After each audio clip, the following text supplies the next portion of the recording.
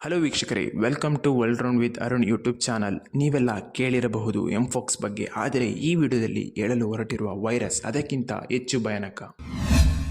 ಗರ್ಭದಲ್ಲಿರುವ ಮಕ್ಕಳಿಗೆ ಈ ವೈರಸ್ ಅತಿ ಹೆಚ್ಚು ಮಾರಣಾಂತಿಕ. 7 ದಶಕಗಳು ಕಳೆದರೂ ಈ ವೈರಸ್ಗೆ ಯಾವುದೇ ರೀತಿಯ ಲಸಿಕೆ ಇಲ್ಲ. ಜುಲೈ ತಿಂಗಳಲ್ಲಿ ಕರ್ನಾಟಕದ ಒಬ್ಬ ವ್ಯಕ್ತಿ ಈ ವೈರಸ್ಗೆ ಬಲಿ. ಬನ್ನಿ ವೀಕ್ಷಕರೇ, ಈ ವಿಡಿಯೋದಲ್ಲಿ ಆ ವೈರಸ್ನ ಬಗ್ಗೆ ಸಂಪೂರ್ಣ ಮಾಹಿತಿಯನ್ನು ತಿಳಿದುಕೊಳ್ಳೋಣ. ಮತ್ತು ಚಾನಲ್ಗೆ ಮೊದಲ ಬಾರಿಗೆ ಭೇಟಿ ಕೊಟ್ಟಲ್ಲಿ ಚಾನಲ್ಗೆ ಸಬ್ಸ್ಕ್ರೈಬ್ ಆಗಿ ಸ್ನೇಹಿತರೆ,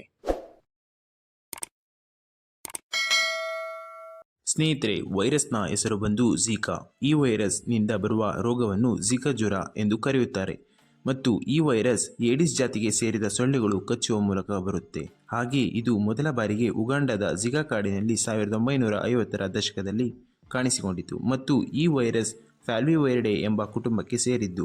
ಹಾಗೆ ಈ ವೈರಸ್ನ ಜೀನ್ ಡೆಂಗ್ಯೂ, ಹಳದಿ ಜ್ವರ, ಜಪಾನೀಸ್ ಇನ್ಸೆಫ್ಲಿಟಿಸ್ ಮತ್ತು ವೆಸ್ಟ್ ನೈಲ್ ಎಂಬ ರೋಗಗಳಿಗೆ ಹೋಲಿಕೆಯಾಗುತ್ತೆ.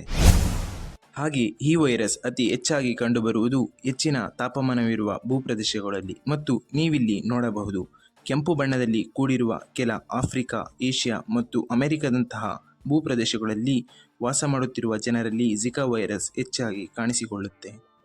ಹಾಗೆ 2007ರ ಮೊದಲು ಈ ವೈರಸ್ ಅತಿ ಹೆಚ್ಚಾಗಿ ಮಂಗಗಳಲ್ಲಿ ಕಾಣಿಸಿಕೊಳ್ಳುತ್ತಿತ್ತು ಮತ್ತು ಮನುಷ್ಯರಲ್ಲಿ ಅತಿ ವಿರಳವಾಗಿ ಕಾಣಸಿಗುತ್ತಿತ್ತು.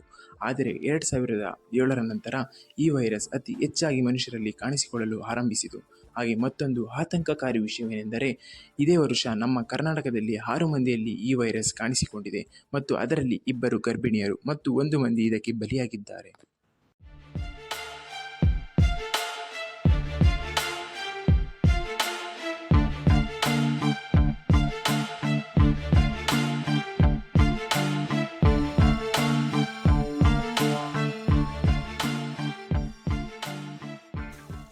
ವೀಕ್ಷಕರೇ, ಈ ಝಿಕಾ ಜ್ವರದ ಮುಖ್ಯ ರೋಗಲಕ್ಷಣಗಳು ಏನೆಂದರೆ ಜ್ವರ, ತಲೆನೋವು, ಕಣ್ಣುಗಳು ಕೆಂಪಾಗುವುದು ಮತ್ತು ಕೀಲು ನೋವು. ಹಾಗೆ ಈ ವೈರಸ್ ಮುಖ್ಯವಾಗಿ ಹರಡುವ ವಿಧಾನಗಳು ಯಾವುದು ಎಂದರೆ, ಮೊದಲನೆಯದು ಏಡಿಸ್ ಈಜಿಪ್ಟಿ ಎಂಬ ಹಗಲಲ್ಲಿ ಹಾರಾಡುವ ಹೆಣ್ಣು ಸೊಳ್ಳೆ ಕಚ್ಚುವುದರಿಂದ. ಎರಡನೆಯದು ಸೆಕ್ಷುವಲ್ ಕಾಂಟ್ಯಾಕ್ಟಿಂದ, ಅಂದರೆ ಈ ವೈರಸ್ನಿಂದ ಇನ್ಫೆಕ್ಟ್ ಆಗಿರುವ ವ್ಯಕ್ತಿ ಏನಾದರೂ ಲೈಂಗಿಕ ಕ್ರಿಯೆಗೆ ಒಳಗಾದರೆ ಝಿಕಾ ವೈರಸ್ ಅವರ ಸೆಮನ್ ಮೂಲಕ, ಅಂದರೆ ಯೂರಿಯಾ ಮೂಲಕ ಬೇರೊಬ್ಬ ವ್ಯಕ್ತಿಗೆ ಹರಡುವ ಪ್ರಮಾಣ ಜಾಸ್ತಿ ಇರುತ್ತೆ ವೀಕ್ಷಕರೇ. ಮತ್ತು ಮೂರನೆಯದು ಬ್ಲಡ್ ಟ್ರಾನ್ಸ್ಫ್ಯೂಷನ್ ಇಂದ, ಅಂದರೆ ವೈರಸ್ನಿಂದ ಇನ್ಫೆಕ್ಟ್ ಆಗಿರುವ ವ್ಯಕ್ತಿ ರಕ್ತವನ್ನು ಬೇರೊಬ್ಬ ವ್ಯಕ್ತಿಯ ದೇಹಕ್ಕೆ ಹಾಕುವುದರಿಂದ ಈ ವೈರಸ್ ಅವರ ದೇಹಕ್ಕೆ ಹೋಗುವ ಪ್ರಮಾಣ ಜಾಸ್ತಿ ಇರುತ್ತೆ.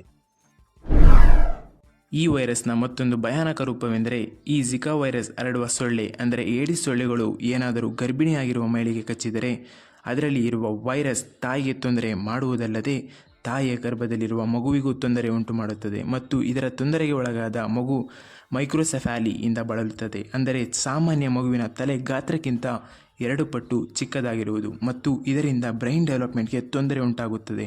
ಆದ ಕಾರಣ ಮಗು ಪ್ಯಾರಲೈಸ್ ಆಗುವ ಚಾನ್ಸಸ್ ಜಾಸ್ತಿ ಇರುತ್ತೆ, ಅಂದರೆ ದೇಹದ ಸ್ವಾಧೀನತೆ ಕಳೆದುಕೊಳ್ಳುವುದು. ಮತ್ತು ಡ್ವಾರ್ಫಿಸಮ್, ಅಂದರೆ ಮಗುವಿನ ಬೆಳವಣಿಗೆಯಲ್ಲಿ ಕುಂಠಿತವಾಗುವುದು.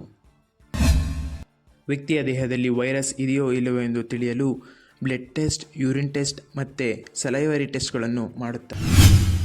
ಈ ವೈರಸ್ಸನ್ನು ತಡೆಗಟ್ಟುವ ವಿಧಾನಗಳು ಯಾವುದು ಎಂದರೆ, ನಿಂತ ನೀರಿನ ಗುಂಡಿಗಳನ್ನು ಮುಚ್ಚುವುದು ಮತ್ತು ಮಸ್ಕಿಟೋ ರಿಪೆಲೆಂಟ್ ಕ್ರೀಮ್ಗಳನ್ನು ಬಳಸುವುದು.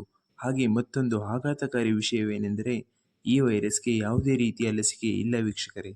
ಹಾಗೆ ಈ ವಿಡಿಯೋ ನಿಮಗೆ ಇಷ್ಟವಾದಲ್ಲಿ ಲೈಕ್ ಮಾಡಿ, ಶೇರ್ ಮಾಡಿ. ಹಾಗೆ ಚಾನಲ್ಗೆ ಮೊದಲ ಬಾರಿಗೆ ಭೇಟಿ ಕೊಟ್ಟಲ್ಲಿ ಸಬ್ಸ್ಕ್ರೈಬ್ ಆಗಿ ಸ್ನೇಹಿತರೆ. ಮುಂದಿನ ವಿಡಿಯೋದಲ್ಲಿ ಮತ್ತೆ ಸಿಗೋಣ. Thank you for watching.